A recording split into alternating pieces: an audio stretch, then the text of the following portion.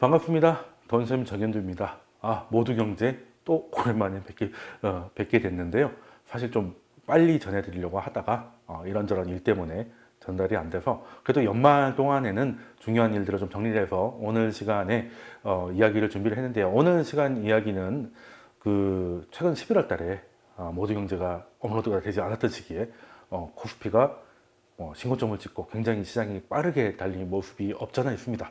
그래서 지금 상승에 비해서 못 따라가신 분들도 고민을 하실 것 같고, 그리고 아직 좀 더 주식 비중을 늘리지 못했는데 너무 빠른 상승 때문에 좀 부담스러워 하시는 분들이 오늘 모두 경제를 들어보시면 도움이 되지 않을까 생각을 해보면서 오늘 이야기 시작해 보도록 하겠습니다.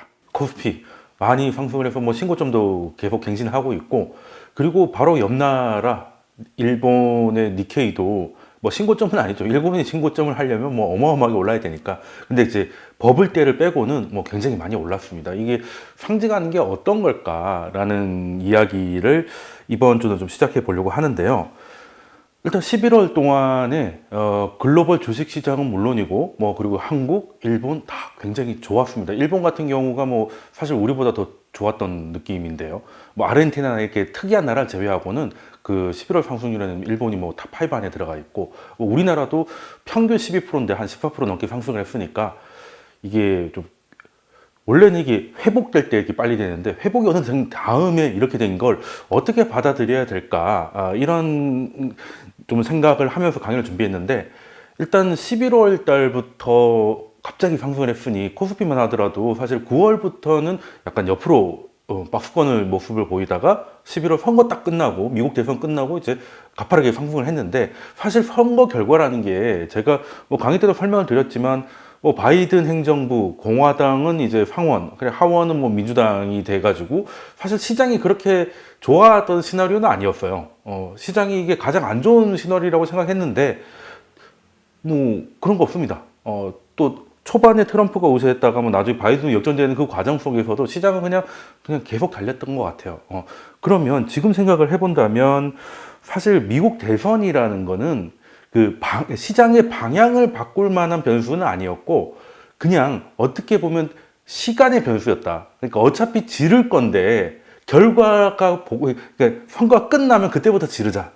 결과에 어떻게 됐든 결과는 사실 지금 바이든이 되든 트럼프가 되든 지금 코로나 잡아야 되고요. 그리고 백신은 개발되고 있고요. 그리고 재정정책 쓸 겁니다.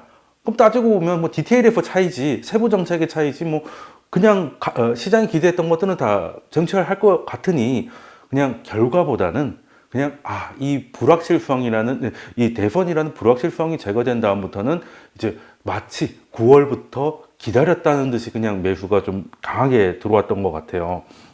그래서 지금 보면 시장의 방향을 결정한 게 아니라 이제 어떻게 보면 투자 집행에 이머징 쪽이라든지 아니면 한국하고 일본이 왜 잘 나갔겠습니까? 그거야 경기가 회복될 만한 자신감이 커졌을 때 강할 수 있는 주식들이잖아요. 이제 그런 쪽으로 집행을 하기 전에 혹시나 하는 거, 그러니까 그냥 끝나고 나니까 바로 달렸던 건데, 그래프를 한번 보시죠. 코스피입니다. 이게 11월 2일이니까 선거 다음 날부터 그냥 가파르게 상승적이고, 옆에서 지금까지 왔던 느낌하고는 굉장히 다르고요.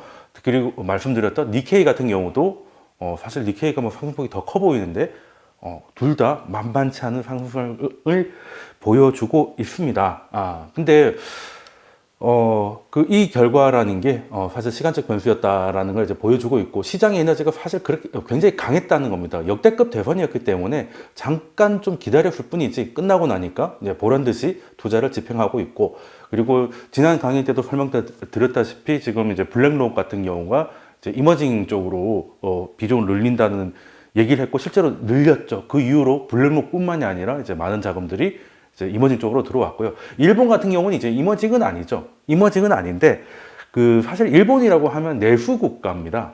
일본이 자랑하는 게 1억 명의 중산층이잖아요.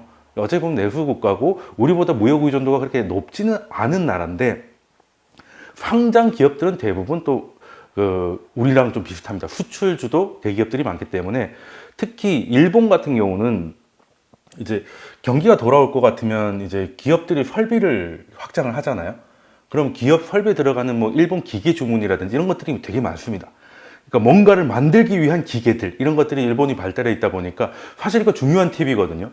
일본의 기계 주문이나 독일의 기계 주문 같은 게 늘어나고 있으면 아 기업들이 투자를 늘리고 있구나라는 걸 판단할 수 있는 건데 늘리고 있죠. 늘리고 있기 때문에 지금 사실 내수 중심의 일본이지만 증시는 특히 니케이 같은 경우는 뭐 터픽스 이런 건 조금 다릅니다만 니케이 같은 경우는 주로 수출 대기업들이고 경기 민감주들이 많기 때문에 둘이 같은 모습을 보여주고 있다라는 겁니다. 그러면 뭐 시장은 이제는 그 언택트 뭐 이런 거보다는 이제 경기 회복에 대한 강한 자신감 그리고 백신에 대한 기대감을 그냥 숨김없이 드러내고 있다라는 거고 백신 이후에 포트폴리오가 점점 강화되고 있다는 느낌이 최근 2주 동안 관찰할 수 있었다는 거죠. 근데 문제는 시장이 이렇게 강한데 주변이나 뭐 보면 사실 이렇게 배부르다는 사람은 별로 없습니다.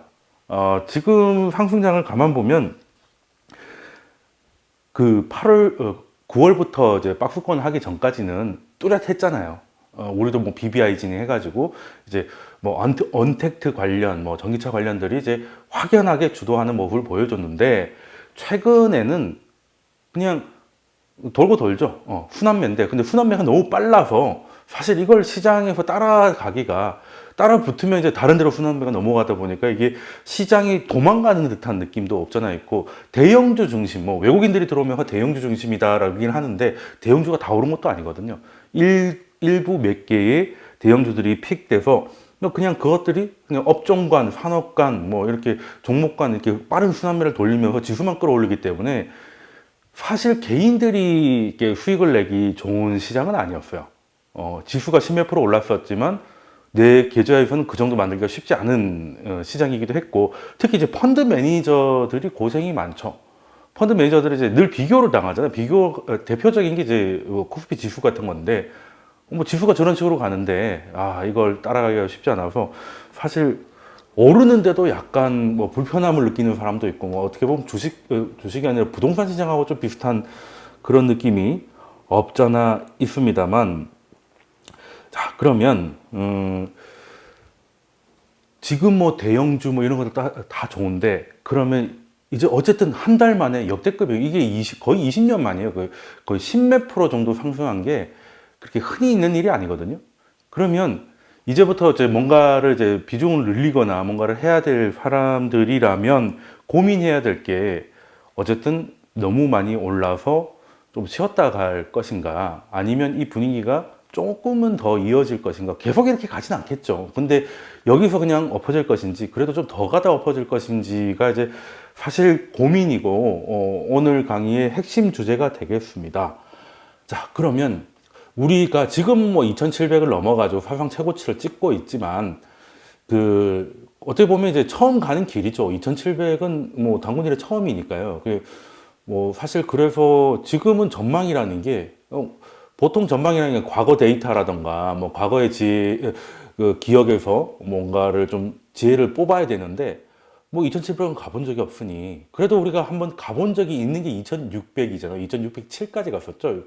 2018년 1월 29일이 아마 그때였던 것 같은데 자 그러면 그때 2600하고 지금 2600은 이제 어떤 느낌이냐 이거를 좀 봐야 되겠습니다. 그래서 제가 그래프를 좀 준비했는데 2600이 올라갈 때 그때도 이제 2016년부터 이제 우리 이제 반도체 슈퍼 사이클이 오면서 쭉 상승을 했다가 2017년 때 그때 저도 강의를 했었죠. 그때 2017년에 대한 전망 뭐 이렇게 막 버즈가 됐던 게 기억이 나는데 사실 2017년 하반기 때부터는 지금하고 다른 게 뭐였냐면 기업 이익 전망치가 좀 줄어들고 있었어요.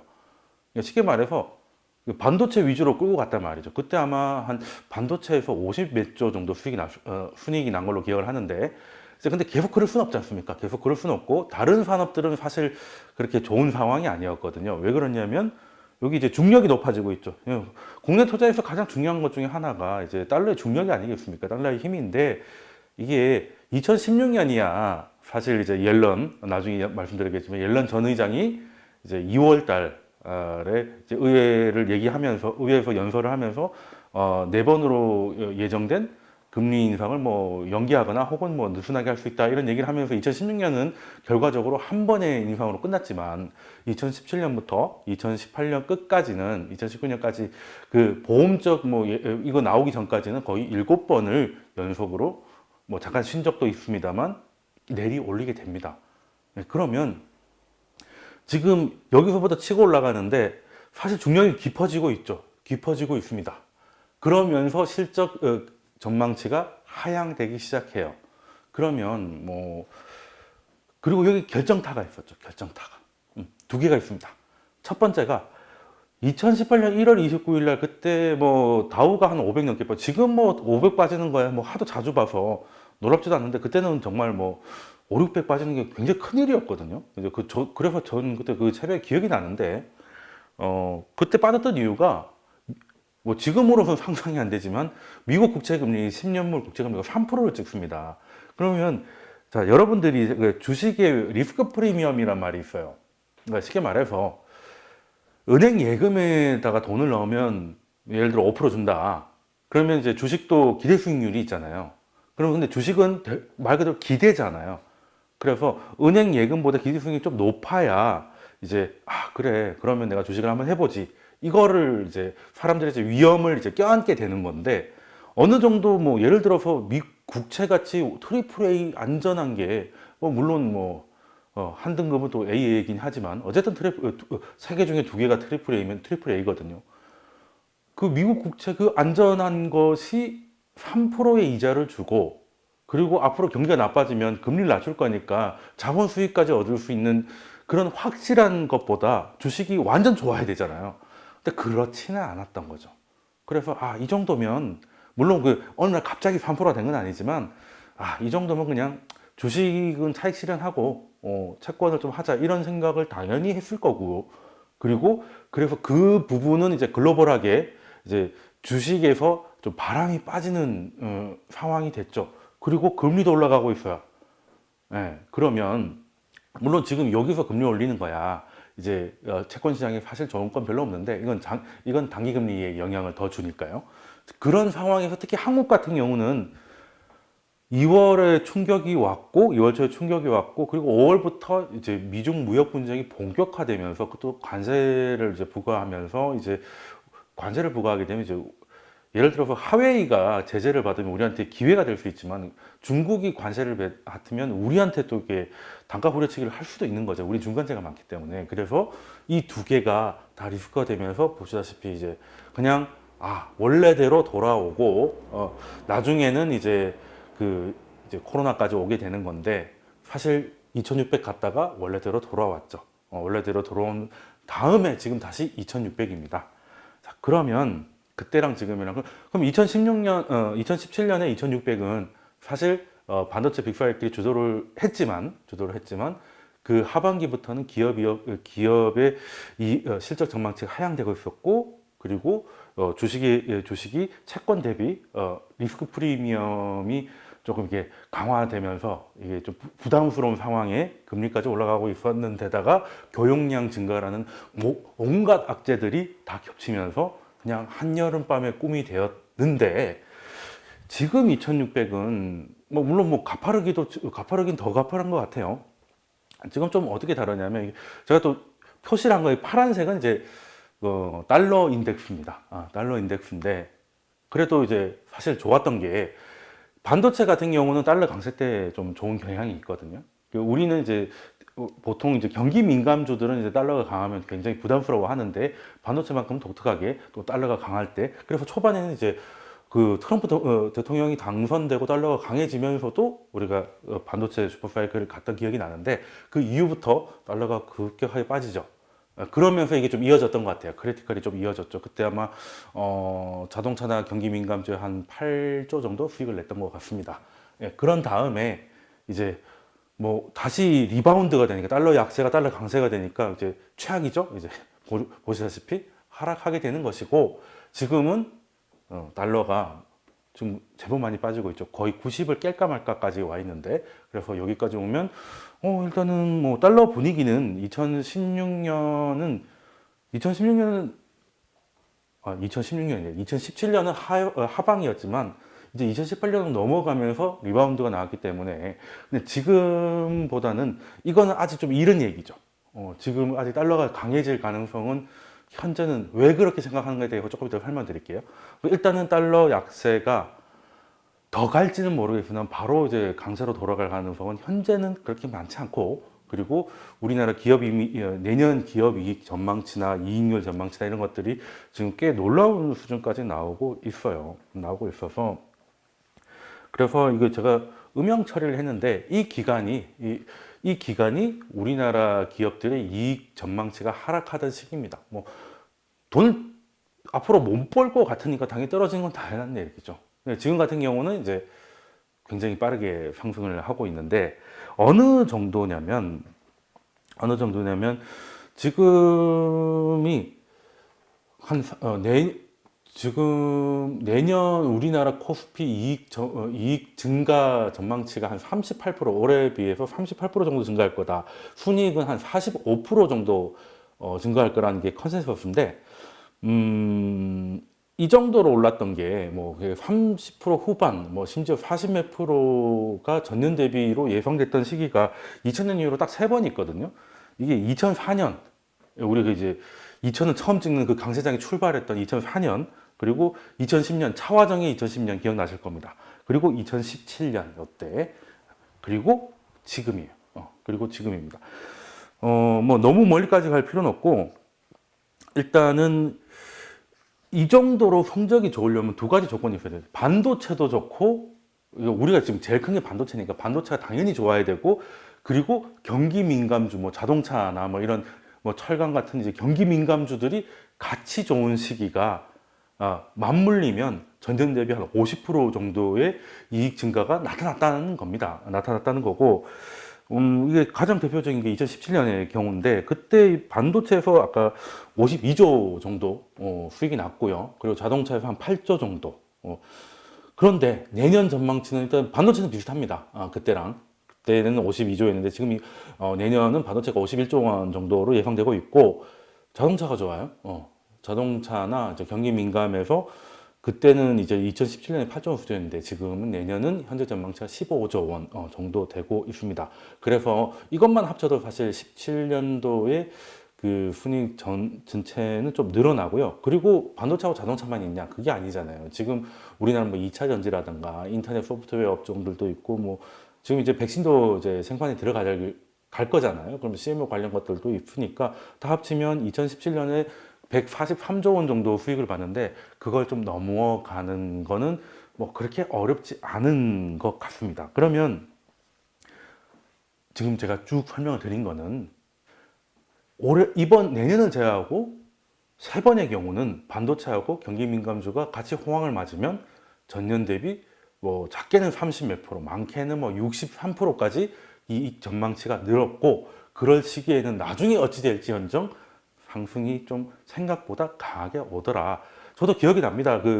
이때 2100을 막 넘어가고 할 때 다 그냥 고점이라고 이제 다 팔아야 된다는 얘기 굉장히 많았었다가 또 2006 한 500 넘어가니까 또 그때는 또 이제는 또 계속 갈 거라고 샀더니 이제 산다고 뭐 해야 되는 얘기가 많더니 얼마 안 돼서 또 꺼지고 했던 기억이 나는데 이번도 지금 이제 버즈가 되게 많잖아요. 사상 최고치니까.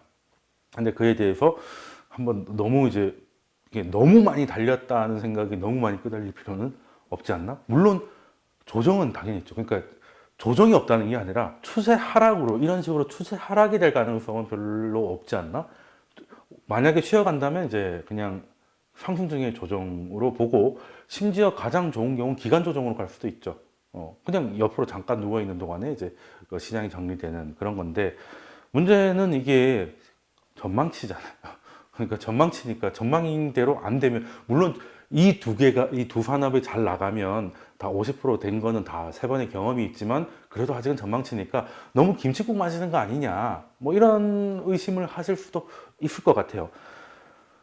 그러면 여기서 이제 힌트가 어떤 거냐면 그러니까 전망치라는 거는 이제 전망하는 사람들의 마인드가 중요하죠. 굉장히 세상이 잘 나갈 것 같다고 하면 전망을 굉장히 좋게 할 것이고 뭐 아니면 굉장히 비관적인 사람이라면 전망을 좀 낮게 할 것인데 이제 그걸 이제 평균 낸 게 컨센서스 이제 그 예상치잖아요. 자, 그러면 많이들 들어보셨을 건데 서프라이즈 인덱스라고 있습니다. 그러니까 기업들이 실적을 발표했는데 전망치를 넘어가는 게 어느 정도 수준이냐라는 걸 보는 거예요. 그러니까 지금 보면 최근에 이제 12월 8일자까지 나왔는데 이 기준을 넘어가 있다는 거는 어떤 말이냐면은 쉽게 말해서 기업들이 실적 발표를 하는데 전망치보다 높게, 그러니까 서프라이즈, 낮으면 이제 쇼크죠. 넘어가는 것들이 이 정도로 많았다는 겁니다. 근데 이 정도로 많았던 이유가 뭐냐?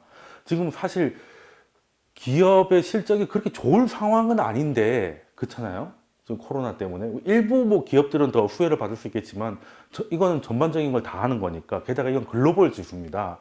그러면, 뭐, 나스닥이나 일부 기업들이 오히려 언택트로 도움이 될 수 있겠지만, 일반적인 기업이 더 많으니, 어떻게 코로나 때 예전보다 더 서프라이즈가 더 많냐는 거죠. 10년 동안 이 정도로 높았던 적이 없었잖아요. 물론 좀 내려오고 있습니다. 이게 이게 말도 안 되게 높은 거고요. 이 말이 어떤 말이냐면 경기는 회복되고 있는데 회복에 대한 자신감이 별로, 전문가들이 이제 회복에 대한 자신감이 별로 없다. 그러니까 아니야, 다시 이제 2차 유행이 오고 3차 유행이 오면 다시 뭐 전면 봉쇄가 아니라도 부분 봉쇄가 되고 실제 그렇게 되고 있잖아요. 그렇기 때문에 경기가 돌아도 굉장히 천천히 들어올 거야라고 약간 어떻게 보면 전망치가 좀 낮은 거야. 그러니까 기대치가 낮으니까 실적을 발표하니까 그걸 쉽게 쉽게 넘어가는 거죠. 그러면 이게 여기서 키포인트가 뭐냐? 그러면 38%, 그러니까 영업이익 상승 38%, 순이익 45% 증가가 사실은 낙관적이 아니라 아직 굉장히 소심한 상태에서 결정했다는 그 나온 전망치라는 거예요. 그러면 뭐 4분기쯤 되니까 이제 그 전문가들도 뭐 생각보다 괜찮은 것 같아서 좀 높이고는 있는데 그래도 예전이 너무 낮기도 했지만 지금 실제보다는 좀 천천히 아직도 의심을 많이 하는 거예요. 아직도 의심을 뭐 그렇다고 의심을 하지 말자는 건 아닌데 전문가들이 아직은 전망을 좀 보수적으로 하고 있는 거고 보수적인 결과치가 38, 45니까 뭐 기대해 볼 만하면 한 50% 정도도 가능할 것이다는 거고 이 원리가 어디서 나오냐면 이제 지금 우리나라가 지금 이제 다시 뭐 셧다운은 아니지만 뭐 사실상 이게 그 신천지 이후로 최고로 안 좋지 않습니까? 거의 700명 가까이씩 뭐 며칠 동안 나오고 있는데 이게 좀 상황이 안 좋은 이유가 뭐냐면 강의 때도 한번 설명드렸는데 확진율이 높아지면 안 돼요. 그러니까 방역이 바이러스 전염보다 더 앞서 나가면 검사는 늘지만 확진율이 떨어지겠죠. 그러니까 한두 명이 이렇게 확진이 됐다. 그러면 주변 사람들을 쫙 이렇게 하다 보니까 이제 100명 하면 1명, 2명 이렇게 나오는 거예요. 그러면 이제 전염보다 방역이 앞서 나가는 거죠.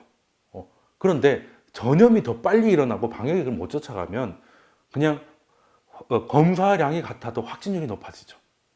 이걸 이제 커버를 미리 가서 선수를 못 친다는 거죠. 그래서 최고로 심각할 때는 뭐 유럽의 일부 국가들 한 10% 정도, 뭐 거의 뭐 손을 못 쓰는 수준이 한 10% 정도가 됐었거든요. 근데 지금 우리나라도 확진율이 계속 올라가요. 이게 문제입니다, 사실. 확진자가 늘어나는 것도 중요하지만 확진율이 늘어난다는 거는 그만큼 전선이 확대되고 있다는 거예요. 그래서 방역으로 커버하기가 쉽지 않아진다. 그러니까 그러면 이게 확진율이 증가하고 떨어지고 하는 게 사실 경기 서프라인드에서 회사가 똑같습니다. 예, 어떻게 보면 약간 다른 것 같지만 그래서 지금 봤을 때 우리가 확진율이 높아지면 앞으로 한동안은 확진자 수가 늘어나겠구나 생각을 할 수 있잖아요. 그죠? 그러면 서프라이즈 인덱스가 어느 정도 높은 상태에서 계속 좀 되면 한동안은 그 기업 실적이 좋다는 겁니다. 그러니까 기업 실적보다 전망을 좀 보수적으로 하니까 그게 이제 그 보수적인 마인드를 깨는데 한 1, 2년 걸리더라는 거죠. 그러면 앞으로는 과거의 패턴이 이번에도 계속된다면 서프라이즈 인덱스가 이렇게 올라갔을 때는 이제 글로벌하게 경기가 한 1, 2년 정도는 호황을 봤었거든요. 그러면 이번에도 똑같이 적용이 된다면 내년이나 내내년 정도의 경기 회복에 대해 경기 회복의 속도가 보수적인 전망치보다는 높을 가능성이 높고, 그러면 지금 나온 전망치보다 현실이 좀 높을 수도 있다는 생각을 좀 가지셔야 될 것 같아요. 지금 이거는 그만큼 확진율이 높아지고 있다고 보시면 될 것 같습니다. 그리고 우리나라 같은 경우는 뭐 사실 아까 뭐 반도체가 뭐 짱이죠. 뭐 50몇 조. 우리나라 시총 1, 2위가 어쨌든 뭐 반도체니까요. 뭐 삼성이 반도체만 만드는 건 아니지만 어쨌든 메모리에서 엄청난 수익을 얻고 있고, 하이닉스 마찬가지죠. 그래서 이제 근데 사실 반도체도 소프트웨어는 아니니까, 반도체도 따지고 보면 그 경기 민감주입니다. 따지고 보면 이제 그래서 우리나라는 대부분 이제 경기를 굉장히 많이 타는, 그냥 경기가 좋을 때는 이익이 확 증가해가지고 갑자기 뭐 떼돈 벌다가, 경기 나빠질 때는 뭐 그 돈은 안 벌어지는데 이제 고정비용 많아가지고 엄청 고생하는, 뭐 이런 게 이게 시크리컬, 이제 뭐 경기 민감주 이런 건데, 그래서 우리나라는 이게 이익률도 중요하거든요. 매출도 중요하지만 이익률이 중요해요. 그래서 쉽게 말해서 경기가 좀 영업 레버리지에서, 우리 순댓국집을 하더라도 이제 단순히 많이 파는 정도가 아니라 이제 어느 정도 이제 회전이 막 나와야 진짜 이제 그때부터 돈이 막 쌓이잖아요. 이제 그걸 영업 레버리지라고 하는데, 기업도 마찬가지입니다. 그래서 우리나라는 반도체를 포함해가지고 그런 경기 민감주가 대부분 포진하고 있기 때문에, 그 뭐 빼고 나면 뭐 바이오나 이런 거 바이오 소프트웨어 이런 거 빼고는 다 그런 거잖아요. 그래서 이익률이 굉장히 중요합니다. 이익률이 굉장히 중요한데, 올해는 뭐 박살이었겠죠. 그러면 이익률이 IMF를 제외하고는 지금 5점 후반대 정도까지 떨어졌는데, 이게 IMF를 제외하고는 가장 저점이 5.1, 5.4에서 다 분포되어 있어요. 그러면 좋을 때는 뭐 2004년 뭐 이럴 때는 뭐 9점 몇 프로까지 올라가거든요. 우리 그때 조선철강기기 날아갈 때, 특히 이제 경기 민감주들이 잘 나가면 이익률도 더블 치는 겁니다. 5에서 10%가 되는 거니까. 자, 그러면 막말로 IMF가 다시 올 거 아니면, 외환위기가 올 거 아니면, 지금의 영업이익이나 이런 것들은 영업률 기준으로 생각하면 뭐 바닥권이다. 그래서 뭐 크게 걱정할 건 없지 않나라는 좀 생각을 해봅니다. 그래서 저 길게 보면 코스피 신고점은 뭐 한 3천은 뭐 시간 문제지 않을까 하는 생각도 조금 있어요. 내년쯤에 한 3천 점 보지 않을까. 물론 라운드 넘버기 때문에 이제 찍고 나서 뭐 토해낼 수도 있고 뭐 여러 가지 사연이 있을 수 있겠지만, 길게 보면은 지금 이게 그냥 단순히 신고점 뚫는 수준이 아닐 수도 있겠다라는 생각이 들고, 근데 분명한 거는 최근에 빨리 달린 건 맞잖아요. 최근에 빨리 달린 건 맞는데, 이 과열이라는 거를 이제 이제 객관적으로 보려면 이제 RSI라고 이제 보조 지표 중에 유명한 거 있지 않습니까? 이제 이게 70을 넘어가는 게 전체 종목 중에 몇 개를 차지하느냐, 요걸 보는데, 코스피 같은 경우는 이 RSI가 70이 넘어가는 종목이 전체 종목의 15%를 딱 넘어가면, 뭐 기간 조정이든 아니면 뭐 가격 조정이든 해서 이제 변곡점을 만들었습니다. 하락을 했다는 얘기죠, 쉽게 말해서. 근데 지금이 14입니다. 임박했죠. 그래서 지금은 좀 흔들려도 이상할 건 없다. 많이 먹었으니까 외국인들이 이제 또 액티브는 7월 달부터 들어오고 패시브는 11월 달부터 들어오더니 뭐 한 이틀은 또 연속 팔기도 하고 뭐 이렇게 해서 신경 쓰게 하는데, 그거는 그 사이에 많이 올랐으니까 뭐 좀 들었다가 밑에서 다시 받을 수도 있는 거죠. 그래서 지금 보기에는 사실 어떤 형태의 조정이든 와도 놀랄 일은 아니라서, 12월은 11월 달보다는 좋을 리가 없습니다. 물론 11월 달보다 더 좋으려면 거의 미쳐 날아가겠지만, 그래서 지금 뭐 그냥 정신없이 사야 될 상황은 아닌 것 같고, 그렇지만 중기적으로 봤을 때, 중장기적으로 봤을 때는 흔들리면 이제 들어가는 조정으로 생각하는 게 좋겠다라는 판단을 하고 있고요. 또 언제는 또 동학개미니 뭐니 해가지고 개미들이 산다고 이거 언제 꺼질지 모른다. 뭐 사실 같은 값이면 외인 기관이 사주는 게 기분은 좋죠. 개미라는 게 왠지 조금 그게 어감이 좀 그렇긴 해서 뭐 그렇긴 합니다만, 그러다가 최근에는 또 이제 주체가 외계인으로 바뀌니까, 이때까지 시장을 떠받쳤던 개미들이 이제 빠지고 외인들이 들어오면 뭐 오히려 더 강한 상승을 하기 위해선 둘 다 들어오는 게 맞지 않느냐 이런 얘기들도 있더라고요. 근데 주식이라는 게 외인이 됐던 개인이 됐던 팔려면 누가 팔아야 되잖아요. 뭐 그러니까 이제 외국인들이 조금 더 적극성을 가지니까 개인들 걸 사가지고 들어오는 거니까 그냥 개인은 줄고 외인이 느는 것 같고 뭐 예전 같으면 이제 실제 외국인들이 빠졌으니까 외국인들이 파는 걸 개미가 사니까 개미가 주도하는 걸로 보이는 거고 사실 누가 사느냐 그리고 외국인 투자 동향 이런 거 많이 보시는데 요즘은 좀 숨길 방법이 되게 많잖아요. 뭐 주식 좀 해보신 분들은 아실 겁니다. 그래서 예전보다 그렇게 중요하지 않아요. 중요한 거는 외인이 됐든 개미가 됐든 뭐 기관이 됐든 간에 그냥 누가 됐든 간에 팔려는 게 더 맞느냐, 팔려는 게 더 맞느냐는 거지. 너무 수급별로 볼 필요는, 물론 종목에서야 의미가 있을 수는 있겠지만, 시장 전체로 봤을 때 누군가 팔려면 팔아야 되고, 팔려면 누군가 사줘야 되니까, 그냥 도치객이 되는 건데, 그냥 순매수 뭐 이런 거 따져봤을 때, 개인들 지금 60조 계속 넘어가 있죠. 넘어가 있고, 개인들도 지금 역대급으로 들어오고 있습니다.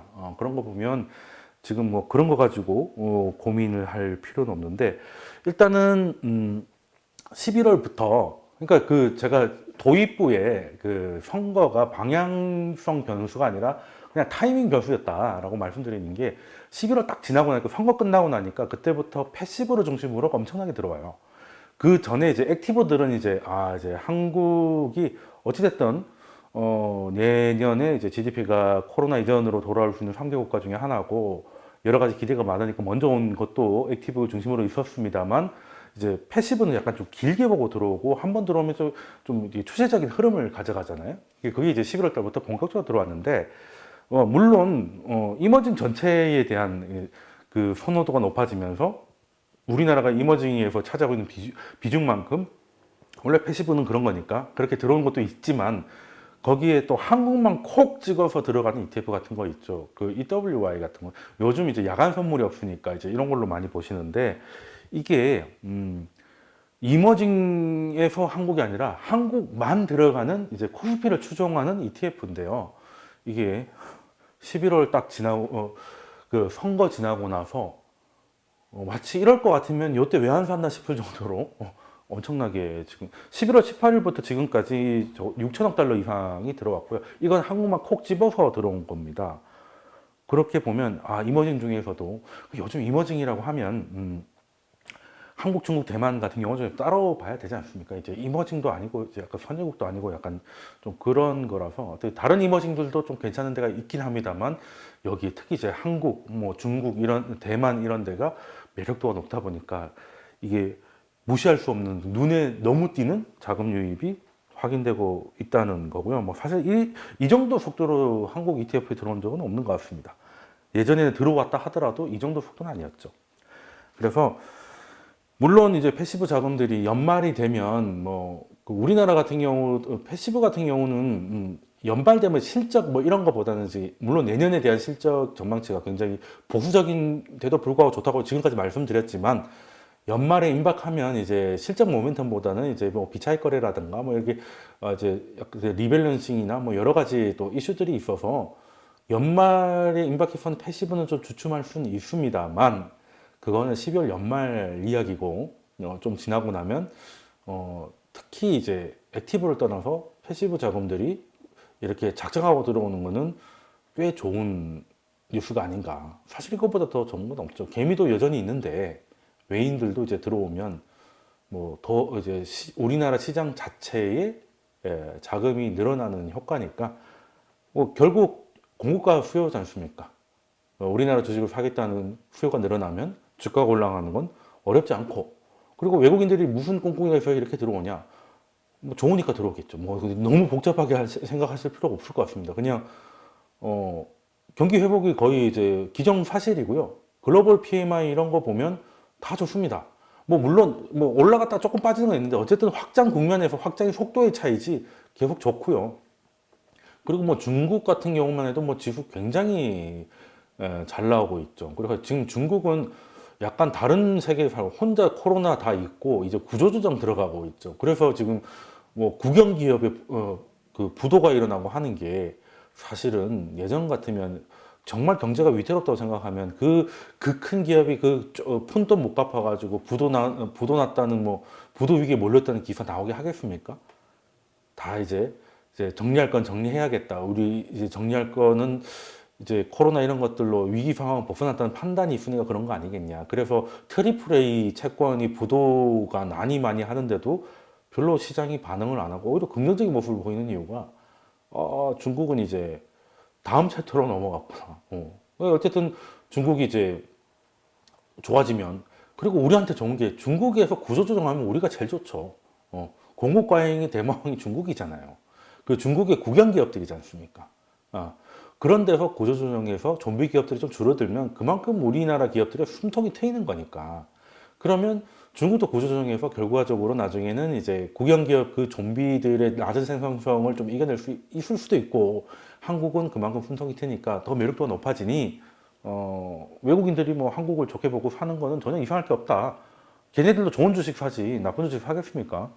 그래서 뭐 너무 어렵게 생각할 거 없고, 외국인들이 들어오는 데는 다 이유가 있고 한국 주식을 사는 데는 이유가 굉장히 현재는 많다라고 생각을 합니다. 자, 그리고 어쨌든 우리나라는 아직까지 이머징이니까 달러의 약세가 중요한데, 요즘은 뭐 이거 계속 말씀드리기가 뭐할 정도로 달러가 환율이 계속 이렇게 1100원도 깨고 내려가고 뭐 하면서 이거 좀 이런 건 좀 천천히 즐겨야 되는데 너무 달린다는 느낌도 좀 없잖아 있긴 합니다만, 중요한 거는 일단은 달러가 이제 더 내려가기 계속 이 각도로 못 내려가겠지. 근데 이제 그 반전이 아니라 이제 어느 정도 이 구조적인 추세를 유지하기 위해서는 제일 중요한 게 물론 달러도 어쨌든 뭐 기축통화곤 하지만 환율 화폐잖아요. 환율이라는 거는 이제 나의 무슨 가치가 아니라 뭐 내재 가치 이런 게 아니라 그냥 바꾸려고 하는 화폐와의 상대 가치잖아요. 그러니까 지금 달러가 강해지거나 약해지려면 상대 쪽에서 가장 비중이 큰 게 이제 유로고, 유로의 흐름 따라 왔다 갔다 하고, 이거는 이제 뭐 유로존의 금리하고 미국의 금리 차이가 어느 정도 나느냐. 독일하고 미국이 둘 다 선진국인데 뭐 미국은 뭐 그 1% 이자 주고 독일은 마이너스 0.7을 주면 그러면 그냥 독일 자금들이 미국으로 가게 될 가능성이 굉장히 높죠.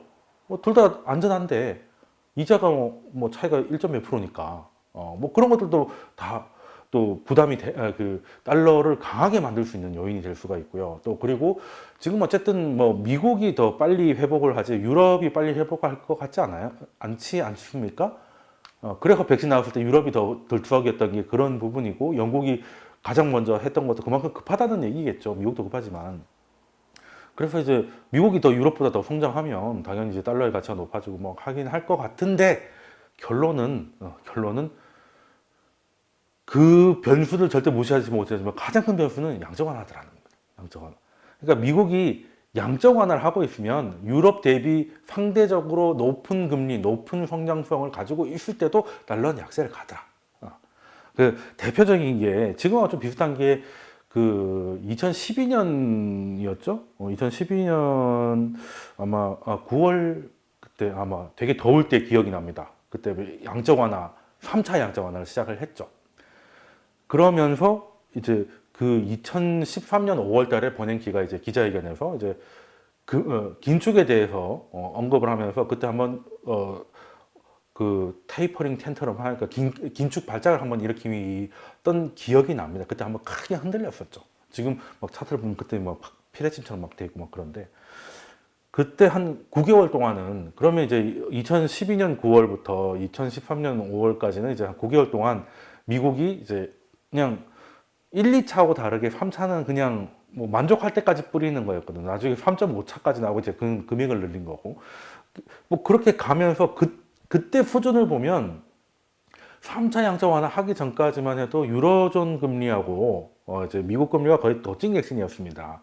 그런데 뭐 아시다시피 그 시절이면 이제 재정 위기 때문에, 유로존 재정 위기 때문에 엎어지기 시작하고 엎어졌던 고름이 막 쏟아져 나올 시기여가지고 이제 금리가 이제 축축축 유로존 금리가 빠지기 시작하면서 미국하고 이제 미국 거의 당시 제로였는데 유럽이 마이너스로 가면서 이제 거의 1% 가까이 차이가 나기도 했고, 그 말인즉슨 유럽의 성장이 미국에 절대 미치지 못했다는 것은 상징이었는데 그러면 달러가 강해야 되잖아요.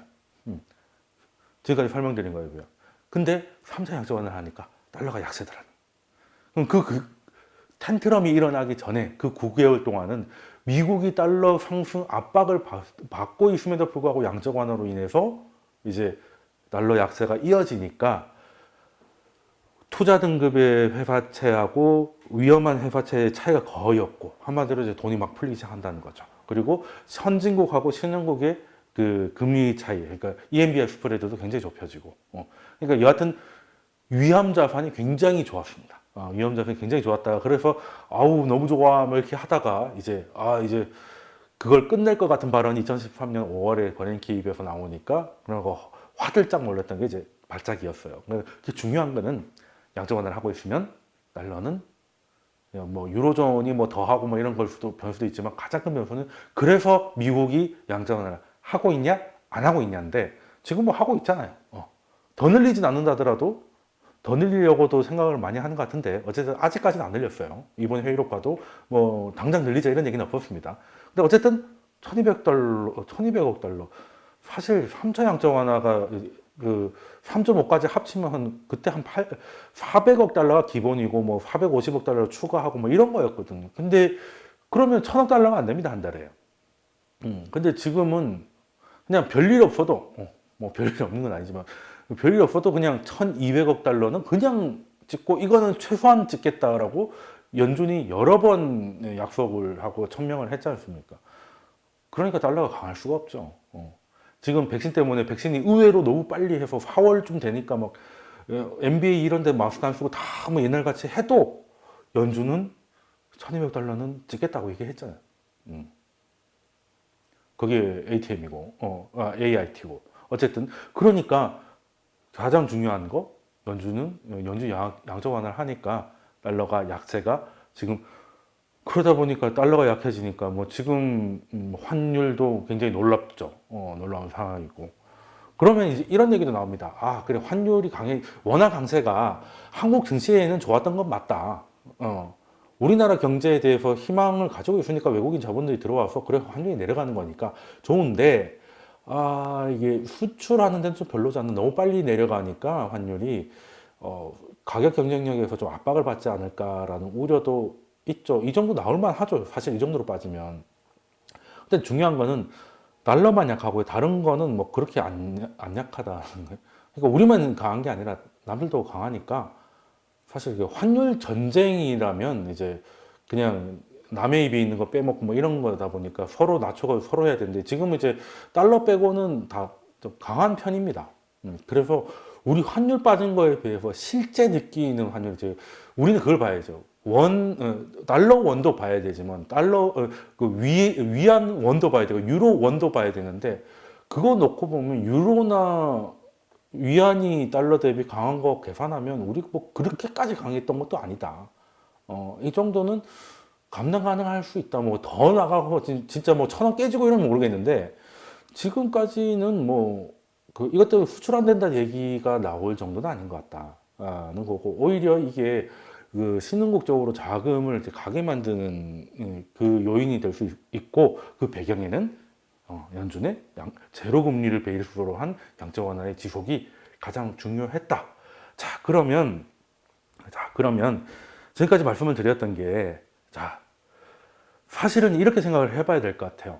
11월 달에 15% 가까운 지수가 상승한 게 1년에 15% 올라가기도 힘든데 우리나라 박스피 한 번 넘으면 십몇 년이잖아요. 십몇 년 동안도 뭐 2000에서 뭐 2100 와리가리만 한 게 그 오랜 시간도 있는데 한 달 만에 15% 가까이 간 거. 이거 과열로 충분히 부담을 느낄 수 있지만 엄밀히 말하면 이 선거라는 스케줄 때문에 9월부터 계속 달려고 했던 게 9월, 10월 달은 그냥 가만히 있다가 선거 딱 끝나면 뭐 누가 됐든 간에 그냥 선거가 끝났으니까. 그러니까 선거가 치러지지 않으면 개난리잖아요. 뭐 그럴 수 있죠. 뭐 코로나 때문에 뭐 예를 들어서 우편 투표가 뭐 위헌이 돼서 현장만 해야 된다 이러면 또 뭐 심지어 연장도 있었지 않습니까? 뭐 트럼프가 얘기했다가 씹히긴 했지만 이제 그런 최악의 그러니까 선거 날에 선거를 못 치르는 최악의 그것만 아니면 오케이. 뭐 바이든이든 트럼프든 상관없으니까. 그러면 2달 동안 밀렸던 거를 한꺼번에 좀 사느라 11월 달에 좀 과하게 달린 면이 없잖아 있다. 그런데 따지고 보면 요거를 3등분해서 하면 그럴만 했다. 그럴만 했다는 거고, 경기 회복에 대한 자신감보다 실적이 더 나오고 있다. 서프라이즈 인덱스 때문에. 인덱스가 알려주는 것들을 보면.